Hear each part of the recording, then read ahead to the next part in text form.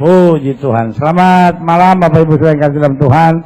Senang berjumpa saudara malam hari ini. Haleluya, puji Tuhan untuk bagikan berkat dan firman Allah. Buka kitab kita sama-sama. Kita mau lihat 1 Timotius pasal 6 ayat 1 sampai ayat yang ke-10. Hari ini saya mau bicara tentang cukup. Sama-sama bilang sama saya, cukup. Doa Bapa kami mengajar kepada kita, berikan kepada kami pada hari ini makanan kami yang apa? Secukupnya. Tetapi Yohanes 10 ayat 10 bilang, aku datang untuk memberi domba-dombaku apa? Hidup, dan hidup berkelimpahan. Jadi sebetulnya hidup Kristen itu cukup atau kelimpahan? Karena seperti anggota DPR yang mau menolak atau menerima BBM saja. Saking ragunya ada fraksi yang bilang tidak menolak, tidak menerima, memahami. Iya, itu keahlian orang Indonesia memang. Cari jalan tengah dari semuanya, ya kan?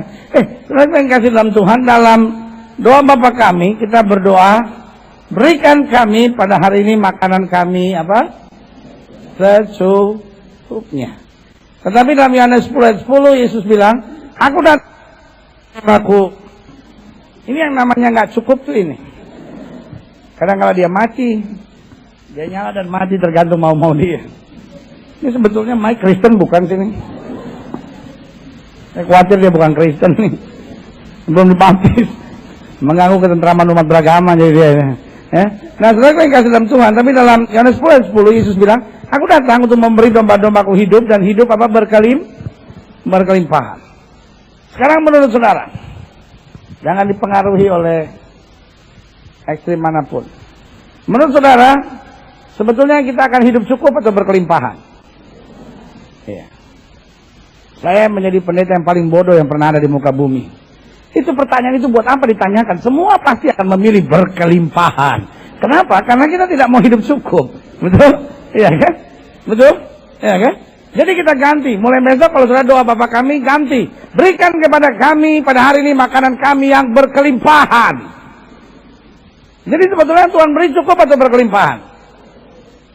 Cukup. Kalau gitu Yohanes 10 ayat 10 kita ganti aja ayatnya. Aku datang untuk memberi domba-dombaku hidup dan hidup berkecukupan. Mungkin sudah menatap saya dan bilang, kalau gitu Alkitab bertentangan kali pendeta. Masa? Alkitab bertentangan nggak?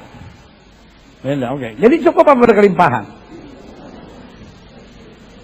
Mau saya sih berkelimpahan pendeta. Tapi supaya saya kelihatan rohani, saya bilang aja cukup. Apapun yang saudara percaya, pada prinsipnya manusia hanya bisa menerima yang cukup. Betul? Itu sama seperti saudara ambil sebuah gelas. Kalau saudara ambil sebuah gelas, saudara isi air, sampai dia penuh, namanya apa? Jangan bawa soal penuh, kan kita lagi ngomong cukup. Saudara dua katanya udah bingung, apalagi saya tambahin yang ketiga, tambah stres lagi saudara, ya kan? Nah, jadi kalau saudara isi itu gelas, saudara isi air sampai penuh, dia cukup, bagus. Nah, tapi udah penuh gini, saudara isi lagi, apa yang terjadi? Yang terjadi di dalam gelas apa? Bertambah nggak? Enggak. Karena gelas cuma bisa menerima yang cukup. Nah, kalau dituang lagi, apa?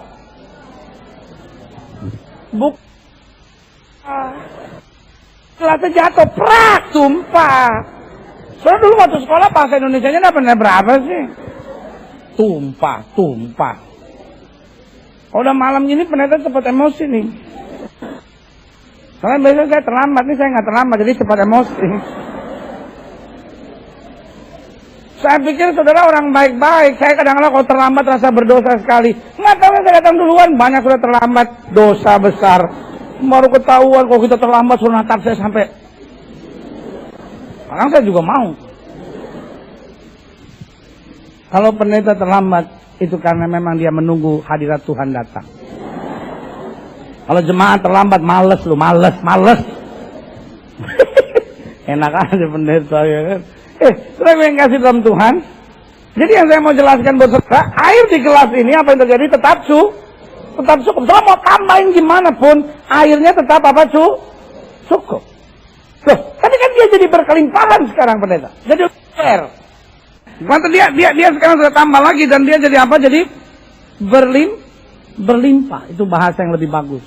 Luber itu bahasa Betawi. Jadi kalau berlimpah itu kata-kata kita keluar dari mulut. Tapi kalau luber kata-kata kita keluar dari bacot. Nah itu dia.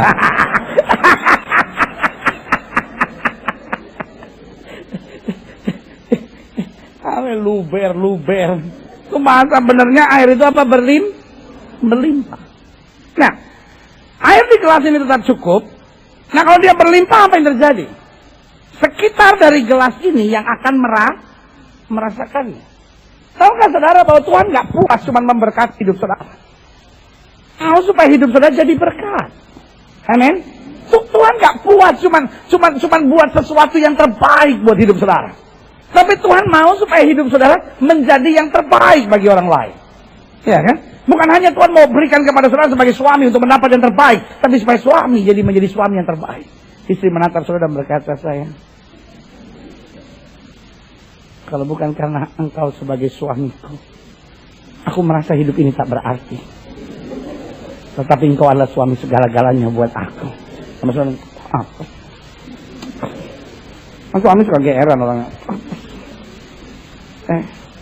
Tuhan bukan hanya mau berikan kepada saudara sebagai istri untuk mendapat yang terbaik dari Tuhan. Tapi saudara, Tuhan ingin buat saudara sebagai istri yang terbaik. Amin. Sehingga suami menatap saudara dan berkata, hasil sensus penduduk di Indonesia ini wanita lebih banyak. Tapi yang seperti kamu, hanya kamu satu-satunya di muka bumi ini. Istri bilang, Pak mau pingsan dulu ya. Cari tempat, ya kan. Saudara yang kasih dalam Tuhan, itu yang saya bilang bahwa kalau saudara tanya sama saya, jadi Alkitab bertentangan? No. Iya kan? Tapi kenapa ada cukup, ada berkelimpahan? Karena memang Tuhan mau berkati hidup kita, untuk hidup kita. Tuhan mau berkati apa? Cukup. Amin. Tetapi dalam kapasitas kita menerima cukup, Allah mau berkati kita berkelimpahan. Supaya hidup kita dapat orang lain nikmati. Amin. Orang lain lihat hidup saudara dan berkata, sungguh ada sesuatu yang luar biasa. Kadang-kala untuk kita ngadepin masalah bisa kuat aja, itu udah pas-pasan. Apalagi nguatin orang.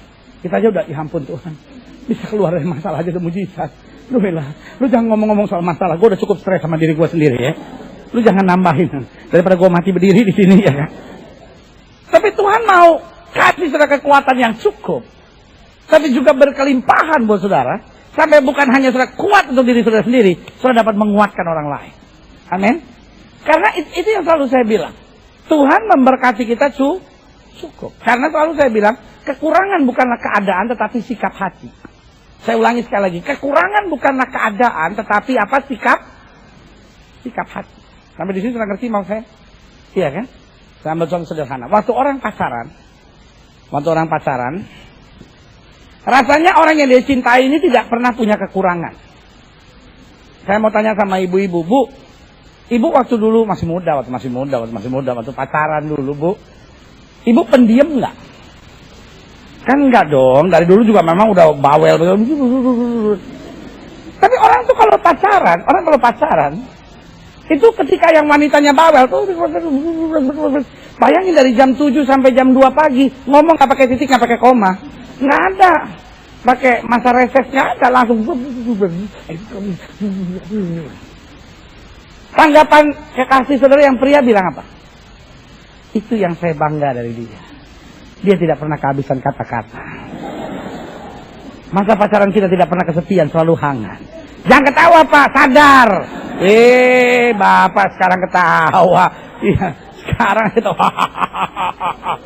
Sadar Pak, dulu waktu pacaran, kebanggaan Bapak terhadap istri Bapak tuh yang dulu masih pacar tuh Pak. Iya kan? Itu tuh kebanggaannya karena dia tidak pernah kehabisan kata-kata. Dia pribadi yang hangat kata Bapak. Dia pribadi yang tidak membosankan. Selalu ada ide baru. Sehingga selalu terjadi percakapan yang luar biasa di antara kita di masa pacaran itu. Tetapi ketika sudah menikah, istri mulai, Pak, ada ikan Pak. Aku kan di sekolah anak-anak waktu jemput kan gini. Lu ngomong melulu gue pusing kalau.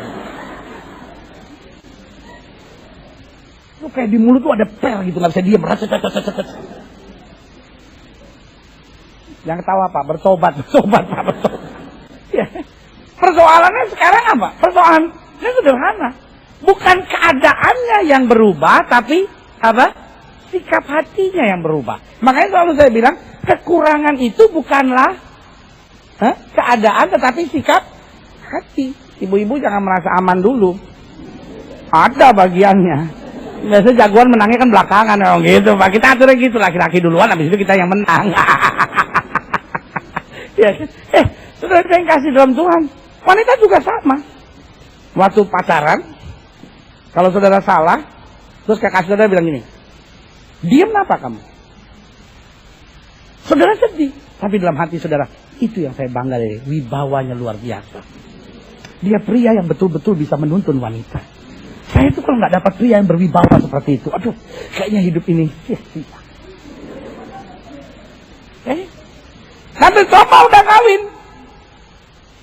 anak udah 6, ya kan? Kawin udah 16 tahun, salah ngomong tuh suami gini, diam. Emang begitu sekarang Pak, kasar Pak.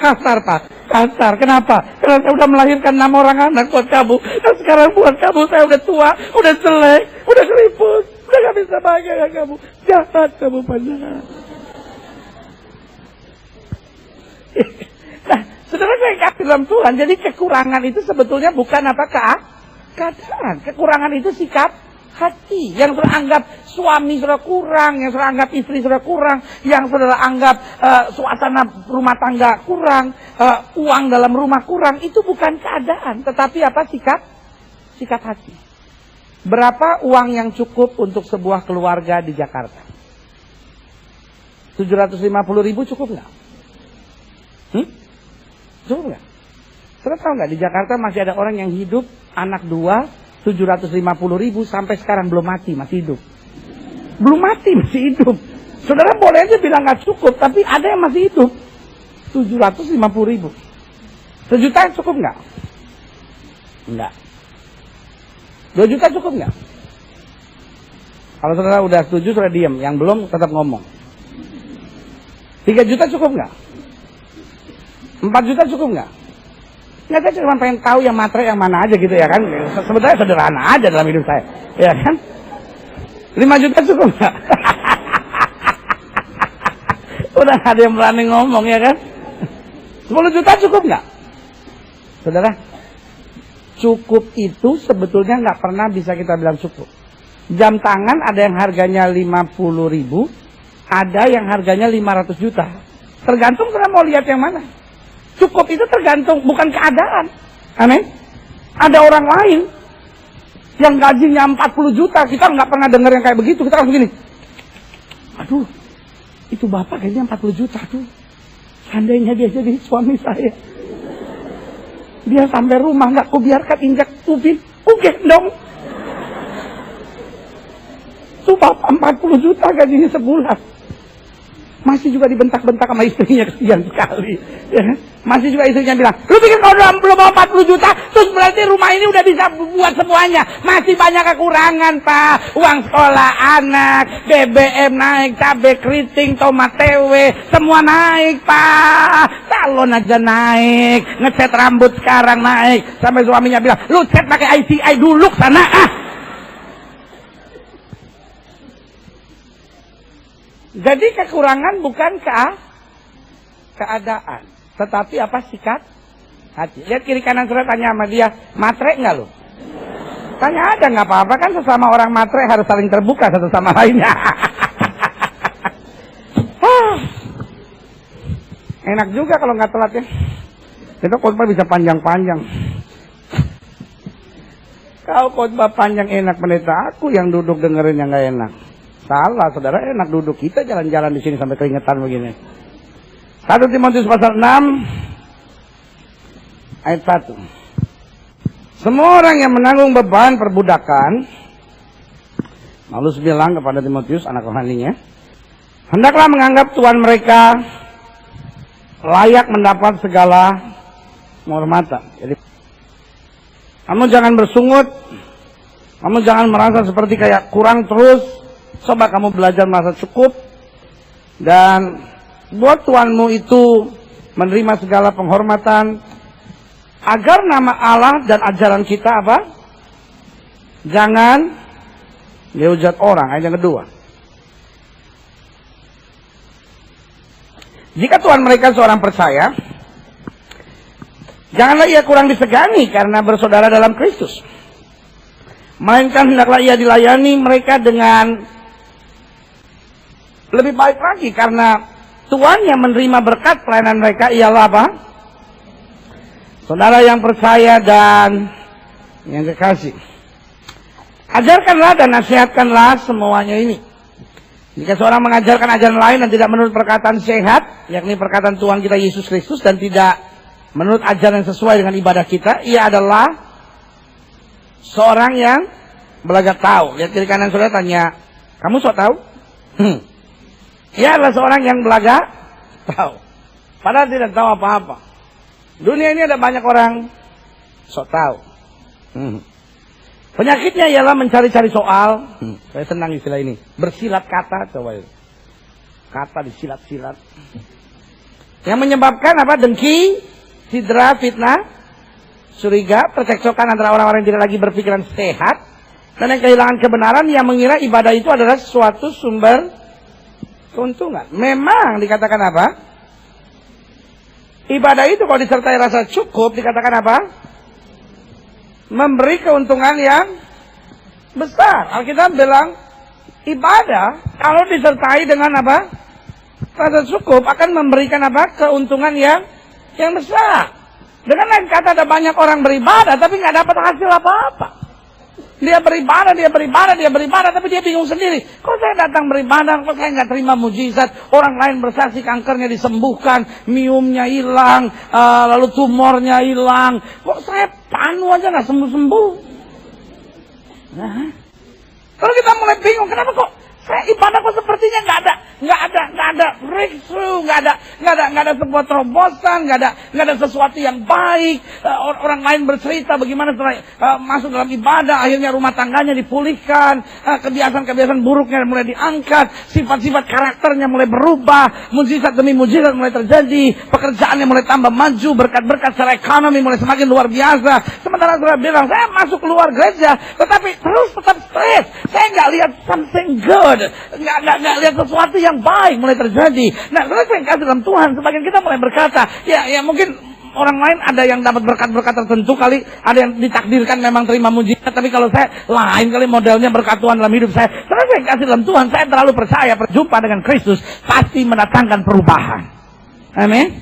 Saya terus nangkap ikan sepanjang malam, gak dapat apa-apa. Waktu dia ketemu Yesus, Alkitab berkata dia tangkap begitu banyak ikan sampai perahunya hampir tenggelam. Amin. Iya kan? Bartimeus setiap hari cuma duduk di sana meminta sedekah. Pak, kasihan Pak, saya orang nggak punya Pak, saya hanya pengemis buta Pak, saudara-saudara juga nggak ada yang kasihan sama saya Pak, orang tua udah mati Pak, nenek satu-satunya kemarin diseruduk anjing Pak, ya kan?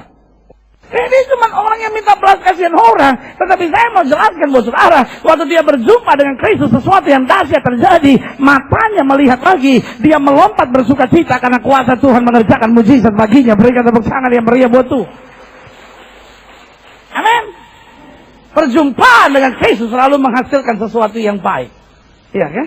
Tetapi Alkitab bilang bahwa ibadah itu kalau disertai rasa cukup mendatangkan apa? Keuntungan yang besar. Nah, kalau saya ibadah dan ibadah nggak ada sebuah terobosan, nggak ada sesuatu yang berubah. Saya cuman tadinya saya nggak aktif gereja, sekarang saya aktif gereja. Tadinya saya nggak punya teman orang Kristen, sekarang punya teman orang Kristen. Tadinya kalau saya ngomongin orang paling artis, sekarang kalau saya ngomongin orang pendeta, ya kan? Udah tau belum sini kan? Nah, cuman kalau orang Kristen kalau ngomongin orang pendahuluannya beda. Doain ya, nah gitu. Iya. Orang dunia kan langsung tuh, lu udah tahu belum? Ah, itu. Lu udah tahu belum? Nah, kalau orang Kristen kan beda. Doain ya. Lu udah tahu belum? Kan ini begini. Iya. Lu nggak lihat kemarin di gereja, dia diem aja. Tuh kenapa tuh? Itu tuh. Lakinya dibawa. Iya. Lakinya hombreng. Aduh. Turut berduka cita. Saudara saya yang kasih dalam Tuhan, itu yang saya mau ingatkan buat saudara. Ya kan? Akhirnya kita bingung sendiri. Kok saya jadi Kristen kok nggak ada perubahan yang dahsyat? Orang juga lihat hidup saudara capek. Bilang, ya, dia cuma beda kalungnya aja. Dulu kalungnya gambar jajar, sekarang kalungnya gambar salib. Ya kan? Tetapi hidupnya emang nggak berubah-berubah. Sebagai hamba Allah, saya mau ingatkan buat saudara, ibadah kalau disertai rasa syukur memberi apa? Keuntungan. Ada perubahan, ada berkat, ada mujizat, ada hal yang baik yang kita terima. Amin. Kita lihat selanjutnya. Dikatakan apa? Sebab, dikatakan apa? Kita tidak membawa suatu apa ke dalam dunia, dan kita pun tidak membawa apa-apa keluar. Asal ada makanan dan pakaian, dikatakan apa? Cukuplah. Tetapi mereka yang apa? Ingin kaya terjatuh ke dalam apa? Pencobaan. Orang Kristen boleh kaya nggak? Orang Kristen boleh kaya nggak?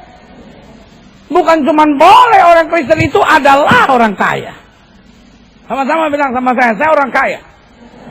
Ya, rumah sudah kontrakan bocor, it's okay. Ya kan? Sampai orang masuk rumah saya bingung. Di atas sofa ada ember. Di ruang tamu ada ember, di meja makan ada ember. Ya kan? Sampai orang bilang, kok di rumah lu? Di mana-mana ada ember. Aduh, gue suka banget ngelihatnya. Aduh, gue seneng banget ngelihat. Palu kan kalau bilang bocor semalam, enggak. Bilangnya, aduh, gue kalau lihat guci-guci tuh kayak, aduh tempat jin. Tapi kalau ember tuh kayaknya mantap gitu modelnya tuh, lihat bundar. Saudara, saudara menantang saya dan bilang, pendeta, rumah saya kontrakan, pendeta, it's okay. And so what? Ya kan? Jawaban saya cuma sederhana, orang Kristen adalah orang kaya. Amin. Kenapa? Kenapa? Karena kita punya rumah di surga. Rumah yang sekarang ini cuma kemah. Cuma kemah. Cuma kemah. Ya kan? Pernah nggak saudara lihat orang camping bawa-bawa spring bed? Itu mah bukan camping, minggat, saudara. Cuma kemah. Walaupun bocor, saya bilang gini, aduh kemahnya udah lumayan begini. Apalagi nantinya. Amin. Itu kan sama seperti cerita yang saya pernah cerita sama saudara, orang Manado mati itu. Orang Manado itu mati. Sebelum mati dia pesan sama dia punya istri. Tapi kan namanya opa-opa kan udah tua. Ngomong juga udah nggak jelas. Dia bilang sama istrinya begini, sayang, kalau saya mati pakein kemeja, maksudnya gitu. Nah, orang Manado itu kadang-kadang kan bilang kemeja itu di kampung-kampung bilangnya baju tak buka di muka. Maksudnya baju tak buka di muka. Ya kan? Kalau kaos kan nggak terbuka di muka, masuk dari atas, ya kan? Jadi bilang kemeja, jadi sayang nanti kalau saya mati, tolong dikasih pakai baju tak buka di muka, pakai kemeja. Tapi si opa kan udah apa tuh namanya? Udah gigi so habis. Jadi dia bilang, nanti kalau ini namanya nanti nganat nolongin dengan sidang anak-anak inam nanti mengenal Tuhan inam memanggil mungan. Mana dia mau bilang pakai baju tak buka di muka, tapi si oma sopongo, maksudnya oma udah orang Betawi bilang bolot. Oma sopongo, oma so susah mengerti, bolot, tahu kan bolot, ngomong apa, cerita apa ya? Bener, 2 hari kemudian opa mati, oma menangis. Oma menangis, anak-anak bilang, Mam, ada pesan terakhir dari opa sebelum mati, karena karena mama selalu sama-sama, ada pesan dari papa sebelum mati. Terus kan oma sopongo, so agak sedikit lagi kan ya. Tiba-tiba dia, iya kan tuh, ini oma anak menhan ingin pakai baju pramuka. Rupanya oma salah dengar. Oma dengar pakai baju pramuka. Jadi